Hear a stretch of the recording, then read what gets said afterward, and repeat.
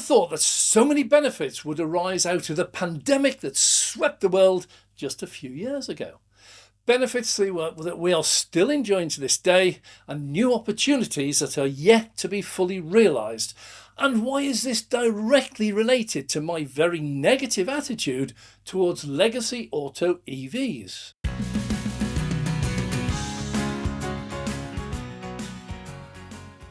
I'm Dave. Welcome to Dave Takes It On.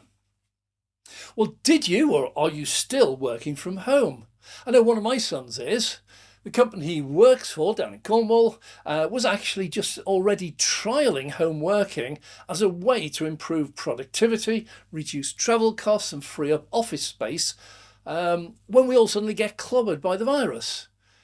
They just instantly, seamlessly switched to home working, and the majority still have not gone back to office-based work yet. For them and their employees, home working worked out brilliantly and achieved all of their objectives. Likewise for tech companies, the opportunity to switch to, say, video conferencing offered a huge market, and today we still use Zoom or Teams far more than we ever did before.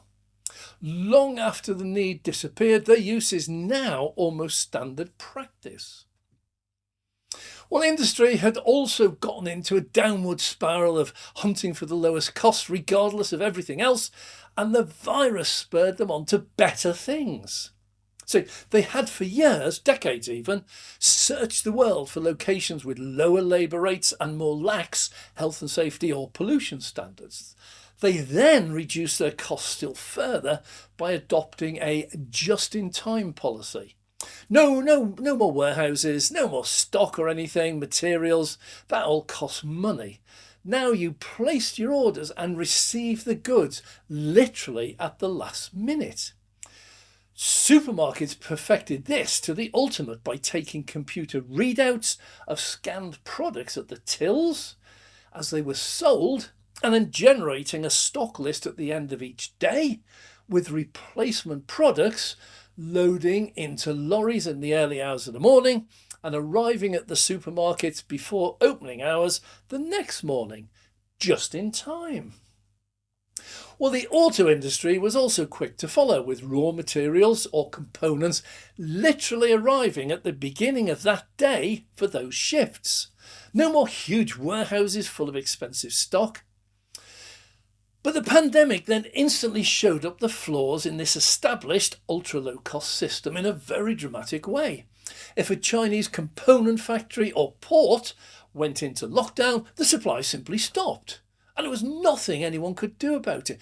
No stock at the factory, no stock on its way. The factories overnight just shut down. And there was no way of knowing when it would restart. And that was totally beyond the factory's control. And then even once the distant factory or the port reopened, it took a long time to begin running smoothly again. Only then to be hit by a ship running aground in the Suez Canal, blocking it off totally for several weeks, then to be followed by terrorists shooting at cargo ships in the Red Sea. Well, both of those events were forcing them to divert thousands of extra miles, adding weeks of extra travel. Once again, a supply issue. So to answer these questions, quietly a revolution has been happening, and nowhere is this as apparent as in Europe. The auto industry generates around 7%, that's about €1 trillion, of total GDP and income. It employs nearly 14 million workers, that's about 6% of the total workforce. And it accounts for 30% of total annual EU R&D investment. But now they're looking to grow that dramatically with completely new system, which it turns out aren't really that new after all. You see, there's a loose group of countries, got the initial CEE, which stands for Central and Eastern Europe. They include Germany, most of Eastern Europe states and Netherlands. And they're working with a company called CTP. This is Europe's largest listed operator and developer of logistics real estate by gross lettable areas. Well, they've been working away at getting those supply chains down to as short a distance as possible by working with the manufacturers around the world and encouraging them to set up, in the case of the auto industry, energy agnostic factories where they are actually needed. Oh, energy agnostic, by the way, simply means they don't care if it's for ICE cars or EVs. It's auto industry. They make both. And a huge number of joint ventures are now springing up, which is acting as a massive boost to all the areas concerned. Well, Stellantis and Leap Motors is an obvious example, involving making EVs in China, but then dismantling them, shipping them and assembling them in Poland. But others involve component manufacturers from further afield, like Taiwanese firm Inventec. It's a giant of an industry already supplying the world's automotive industry. Well, more and more factories are opening up locally in the CEE, in Europe, which shortens supply chains, increases controllability, it's on your doorstep, but also reduces carbon footprints. It's right on your doorstep.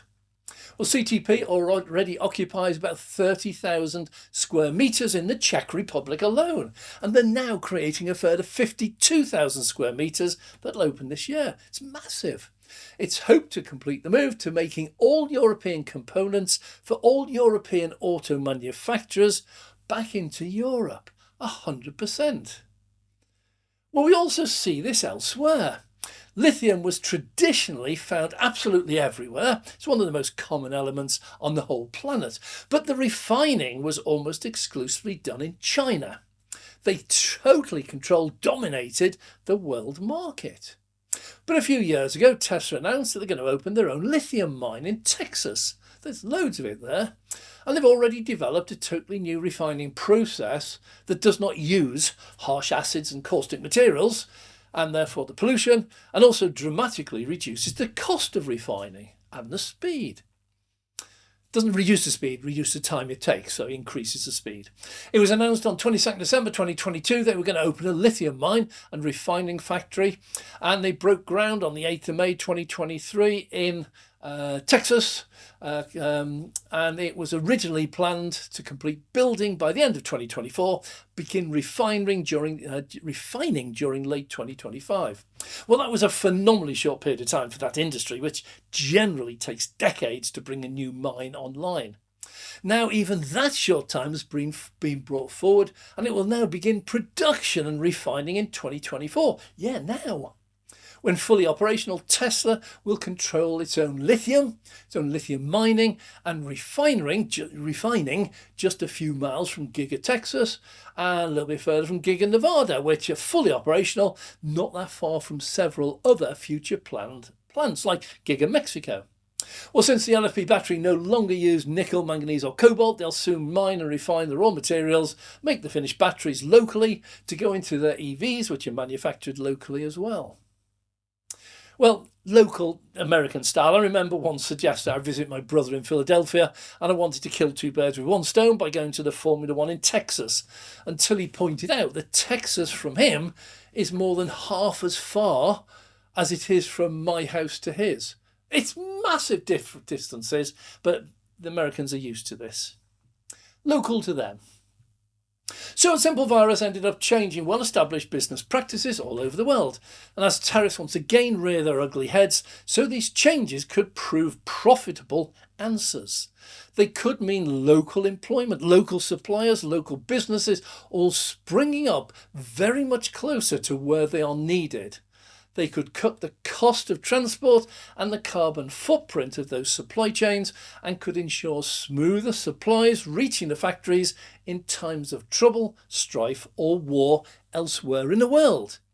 Plus avoid totally being lumbered with huge tariffs, which are increasingly coming in. Once again, it's brought to our attention that Legacy Auto had become totally stuck in a rut.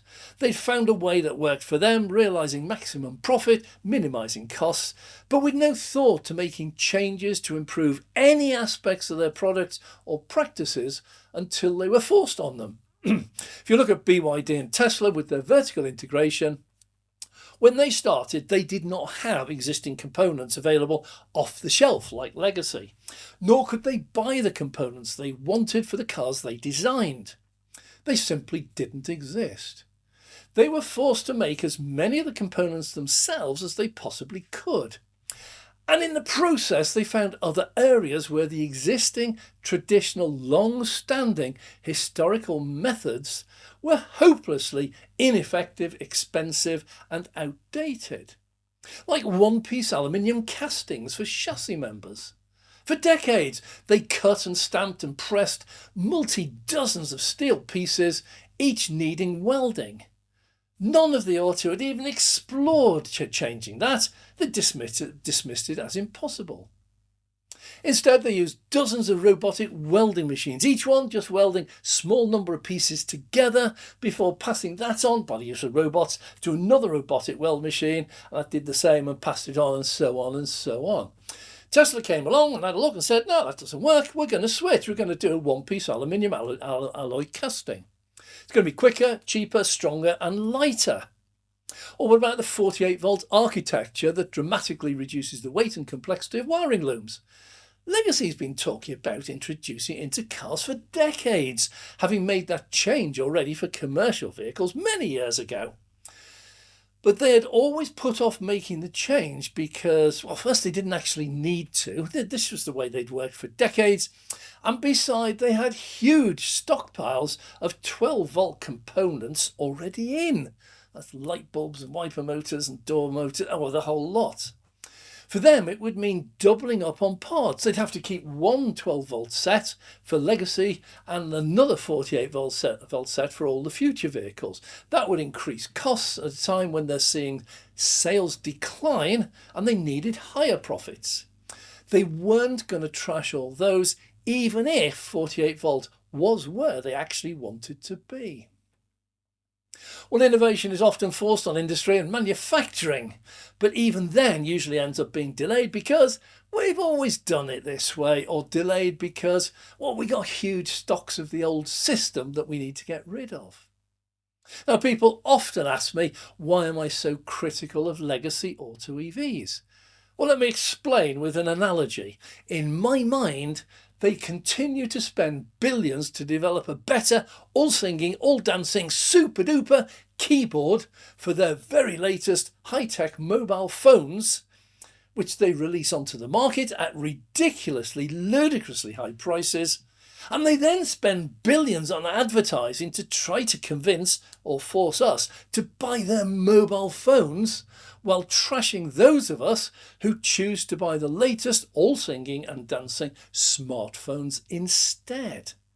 And that's all because they can't, or more realistically, they won't make a better smartphone of their own in case people end up buying it, and therefore they will stop buying the old mobile phones that have made them into multi-billion world giants over the last 100 years.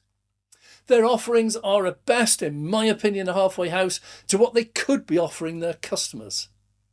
I have no problem them making an outdated product that nobody wants, but I do object to what they are doing to try and stop us buying what they themselves should be making. Well, maybe it's self-preservation. Herman Diess, CEO of VW, Volkswagen, tried to convince Volkswagen to switch to 100% EVs and make them better than the ICE cars they would be replacing. Well, he got sacked on the spot. And the dinosaurs on the board of Volkswagen replaced him with a dinosaur that wanted to head Volkswagen back to the good old days. ICE, yeah. Hybrids, well, if we have to, if we can't convince them to buy ICE. EVs, absolutely no chance. Well, time will tell where this ends up, but it looks like the modern day Chicxulub is already en route and getting dangerously close. Those who do look up and notice it just see it as a nice new shiny light in the sky. The majority laugh at and ridicule Chicken Little, who runs around shouting the sky is falling in. This time, however, it seems he might be right. I'm Dave, and thanks very much for watching. If you enjoyed it, click the like button. If you'd like to see more, click subscribe. Thanks very much. I'm Dave.